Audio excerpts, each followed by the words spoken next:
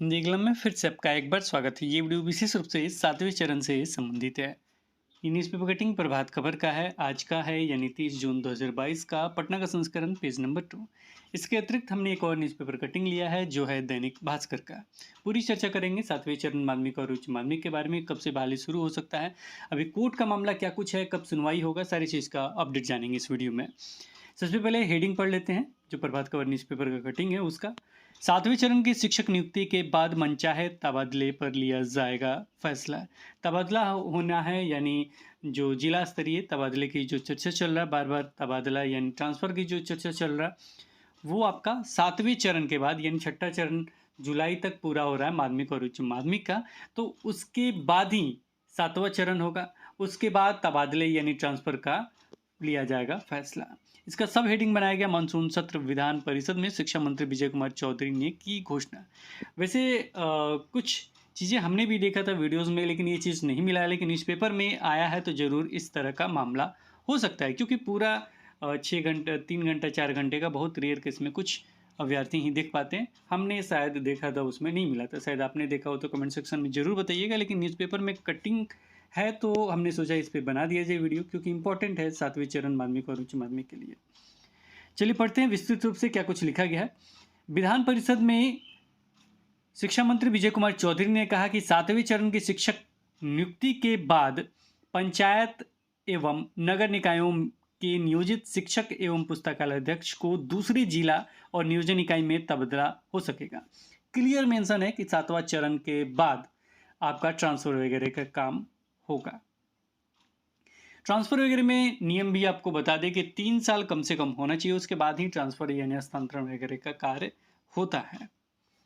इसके आगे पढ़ेंगे। वैसे नियम चेंज वगैरह होता है, बहुत सारे अभ्यर्थी बहुत सारी चीज़ें कहते हैं, तो वो अलग मैटर है। जो अभी नियम है वही है। आगे लिखा गया है, बुधवार को केदारनाथ पांडे, संजीव कुमार सिंह, संजय कुमार सिंह एवं संजीव श्याम सिंह के ध्यानाकर्षण पर जवाब देते हुए शिक्षा मंत्री विजय कुमार चौधरी ने कहा कि जिस वर्ग के लिए शिक्षकों के पद निर्धारित है, अभी तबादला करने के बाद नियुक्ति प्रभावित होगी, यानी जो भी नियुक्ति यानी जो भी बहाली प्रक्रिया होगा वो प्रभावित होगा। मंत्री ने कहा कि 7वें चरण में उच्च माध्यमिक शिक्षकों के पदों पर नियुक्ति के लिए उपलब्ध रिक्ति के 50% पदों पर प्रोन्नति नियमावली 2020 के तहत होगी। बहुत इंपॉर्टेंट है ये बता दें कि 50% पदों पर प्रोन्नति के हिसाब से सीटें भरेंगी।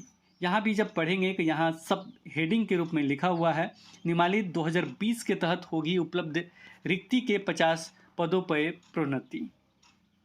नियमावली 2020 के हिसाब से जो भी उपलब्ध होगा रिक्ति, उसके 50% पद प्रोन्नति से भरे जाएंगे।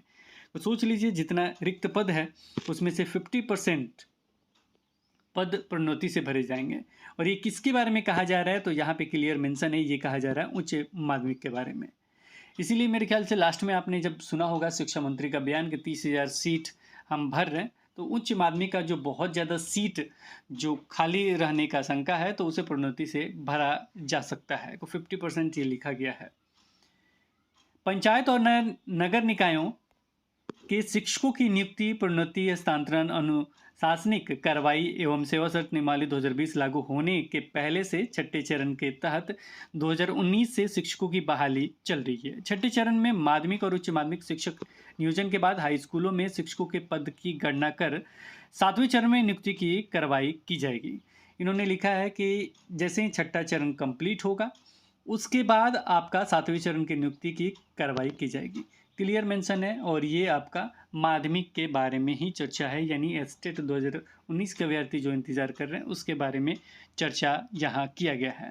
मंत्री ने कहा कि हस्तांतरण के लिए उपलब्ध रिक्ति के कोटि का निर्धारण किया जाएगा। पद की गणना में नियुक्ति के लिए विज्ञापित रिक्त पदों को शामिल नहीं किया जाएगा। था ये 7वें चरण माध्यमिक और उच्च माध्यमिक के बारे में, जो आपका शिक्षक बहाली की प्रक्रिया के बारे में कहा जा रहा है प्रभात खबर न्यूज़पेपर में। जो हमने बताया कि 7वां चरण जो होगा जुलाई के लास्ट तक कंप्लीट हो रहा है, जो छठा चरण है, उसके बाद संभावना बन रहा है कि आपका 7वां चरण होगा। ये चीज़ यहाँ लिखा गया है।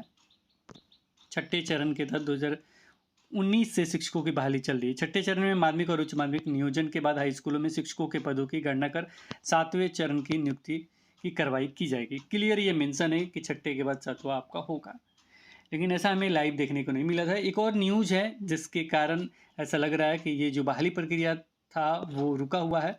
ये भी देख सकते हैं, पटना संस्करण है 3/6/2022 का ही है, 30/6। अब इसमें जो लिखा गया वो है फिजिक्स के टीचर की भर्ती पर हाईकोर्ट ने लगाई रोक। यानी फिजिक्स के टीचर की भर्ती पे इन्होंने क्लियर मेंशन किया, फिजिक्स यानी जो भौतिकी विषय है उस पे रोक लगाया गया है। मामला क्या था, तो उसके जो प्रश्न थे यहाँ पे पढ़ लेंगे आप तो क्लियर हो जाएगा।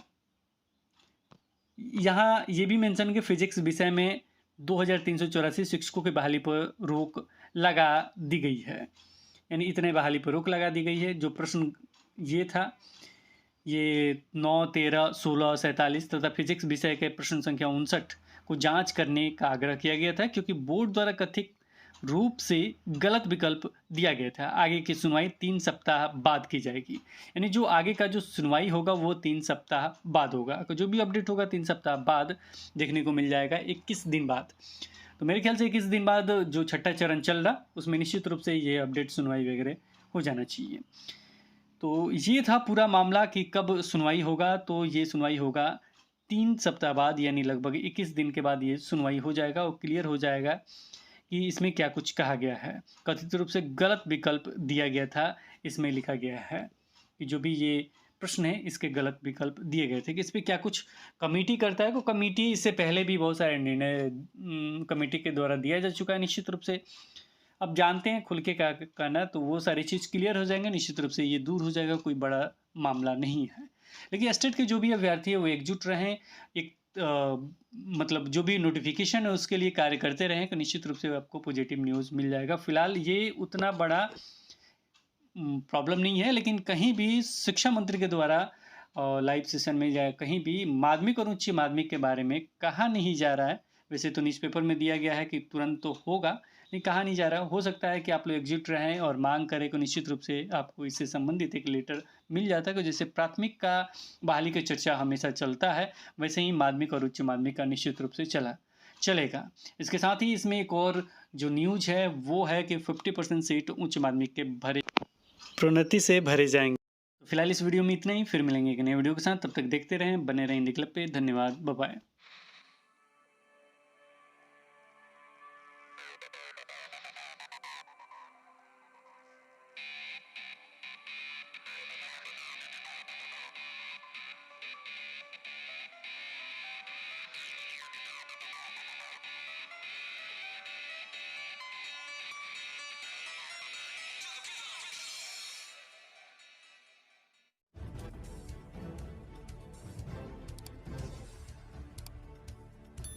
सब्सक्राइब कीजिए हिंदी क्लब को, दबाइए इस बेल आइकॉन को ताकि हमारा वीडियो आपको मिले सबसे पहले। शेयर करें अपने दोस्तों के साथ ताकि वो भी इसका लाभ उठा सके। ये सब बिल्कुल फ्री है।